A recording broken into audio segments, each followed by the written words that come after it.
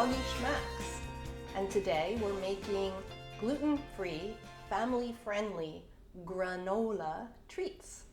If you've watched my channel, any of my episodes before, you'll know that if it's tagged family-friendly, it means that the biscuits or the treats or the cookies that I've made are good for your dog and you can eat them too. These I discovered by accident. Most of you know that my dog Tori has a knee problem. Unfortunately, it turns out she pulled or maybe even tore her ACL. So we've been going to rehab, and I am spending a lot of time out of the house, and I'm one of those people who's always hungry. And I was sitting in the waiting room at the rehab center and I was starving, and I thought, what do I have to eat? And I had Tori's dog treats. And they're shaped like a bone, and I'm like, is anybody watching? Because I'm gonna eat these dog treats. They're fabulous. So what I've done is reinventing the shape, no dog bones if I'm gonna eat them, thank you. We're gonna use this little daisy, and the dogs don't care, I do. So we're gonna start with 2 ripe bananas. I've never done this trick before, this is a surprise for me. If you don't have a ripe banana, if you put it in a paper bag overnight. Hi, Jake. You want a ripe banana? It's supposed to ripen, so let's see what happens. What do you think, Jake? He's giving me, he's just following. Hey, it worked. It totally worked. This is great. Wow, I love it. I had some backup ones in the refrigerator that I pulled out of the freezer, but I hate using those because they're so slimy. Too much water kind of ruins the recipe. So we're gonna mash these up. This is it's not the predominant taste, but it is a big taste in this granola cookie. I'm gonna mash it up, and then we're going to add peanut powder. That's something that's new for me, and I love it because it's 1/4 of the calories of peanut butter. And since we're working on Tori's weight, she doesn't need the extra calories. So let's put in that peanut powder. This is 1/8 of a cup. And I suppose I should mash the bananas a little bit. Should have done that first, but it's not gonna make that big of a difference. Looking good. We're gonna add maple syrup to this. That's, I think, probably the key to why these cookies taste okay to me. And I'm not really a person who likes sweet, so it's not super, super sweet. Just 1/8 of a cup of maple syrup. Use the real deal. Obviously nothing with artificial sweetener. Nothing junky. It's gotta be pure maple syrup.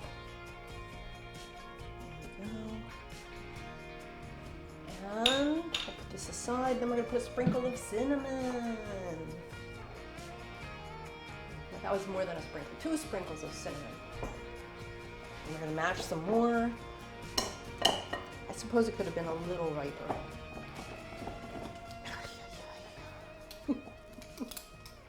We'll give it a little assistance here. You know, this potato masher is pretty old, I think, although that looks like a new handle, whatever. It'd be nice to get all new equipment, everything matching. That looks good. All right, what's next? Oats. We're making granola, have to have oats. Put this to the side. This is 1 cup of 1-minute whole oats that I blitzed in the food processor. I'm putting that in. This is 3/4 of a cup of 1-minute whole oats that I really, really blitzed because I didn't have oat flour and I wanted oat flour. So this theoretically is oat flour, and it's 3/4 of a cup. I measured out 1/4 of a cup here of oat flour for dusting. Because as we know, the oat cookies, when I'm making them and I'm rolling out the dough, they love moisture and just have to keep adding that flour. So I'm gonna stir this a little bit and see what comes next. We have a half a cup of coconut flour. I think I mentioned before that my dogs love the taste of coconut. They can't tolerate coconut oil. It's bad for their digestion. It gives them diarrhea basically. So if you ever use coconut oil in your cookies for your dogs, really test it first before you go crazy. That smells good. We're gonna put in a half a cup of flax meal. And while I'm thinking of it, we have a gentleman who in 1863 invented something called granoola. And he ran a sanitarium in New York. His name was James Caleb Jackson. He was a vegetarian. And when you hear the word sanitarium, it sounds like it's for people who are mentally ill, but no, it wasn't that. It was like a spa, high-end spa. I believe it involved hydrotherapy also. His granola was so popular that Kellogg, I think, imitated it, changed it up a bit, called it granola, and was taken to the mat by Mr. Jackson and ended up calling his granola to avoid a lawsuit. And there's actually a National Granola Bar Day. Crazy, right?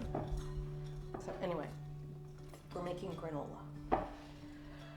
Good thing I measure everything out because now I have no idea what I'm doing.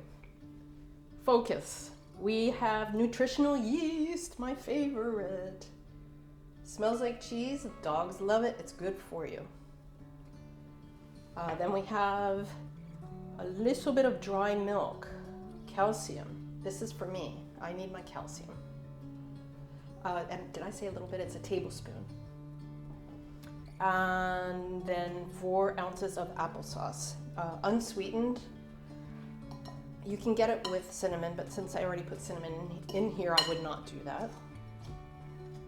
I guess it could be a shortcut if you needed a shortcut. Put the applesauce in. Antioxidants in your applesauce. And we are finishing this up with a 1/4 cup of olive oil. It seems like a lot, but it pulls it all together. And here we go. It should look kind of crumbly. I'll put my hands in there in a minute, but trying to get the dry stuff mixed in with the oil and the applesauce and the banana.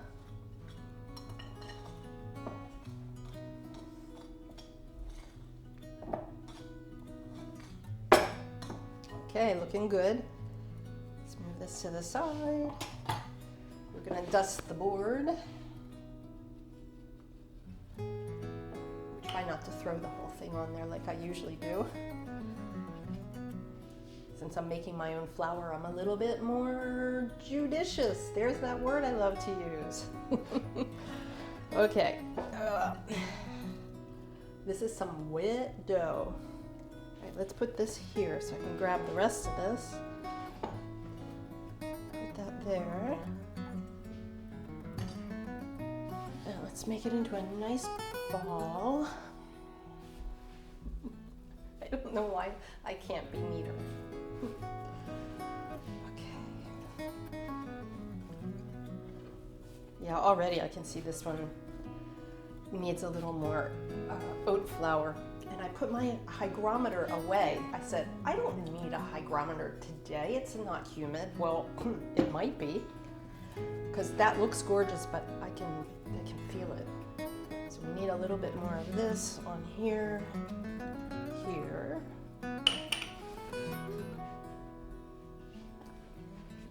That is looking better. At least it's a malleable dough. I hate it when I have to really, really put all of my muscle into it. It doesn't seem like cooking. It seems like building. All right, here we go. Now that's more like Betty Crocker. My last episode that we filmed, I'm like, I want to look like Betty Crocker when I'm rolling out my dough. I don't want to look like I'm working. This is good. Yay. Okay. And you do want these fairly thin. They're going to cook at 350 degrees, 15 minutes on one side, then 15 minutes on the other, and then flip a third time and just let them sit in the cookie tray. And then they're dry, they're crunchy, they're crispy and tasty from the brown part. I think if they don't get brown, they don't taste as good. So we built that into the recipe. Here we go, let's see. Marvelous. We like that. Beautiful, absolutely beautiful. Okay, did you hear me sigh? That's a sigh of relief. This is my tray with parchment paper. I'm just gonna do a whole bunch of these. I didn't count how many it made, but it made a lot. I'll get back to you with a count on that in a second. I know you don't want to watch me doing this for the next 10 minutes, so I'm going to exit stage left and I'll be back. And we're back. Gluten-free, family-friendly granola treats, cookies, whatever you want to call them. Good for me and good for your dog, good for Jake over here. Almost called him Ted. I have to stop doing that. Are you ready to try something, little man? What do you think? You're already assuming the position, but you're not in the proper position. We gotta set that up. One for me. Jake, come around here. One for you. Right? What do you think? We have to go do something pretty. Come over here. Oh, you like these. Oh yeah. One more. Sit. Sit pretty. You're a circus dog. Yes, you are. It's wonderful. As usual, I'm hungry.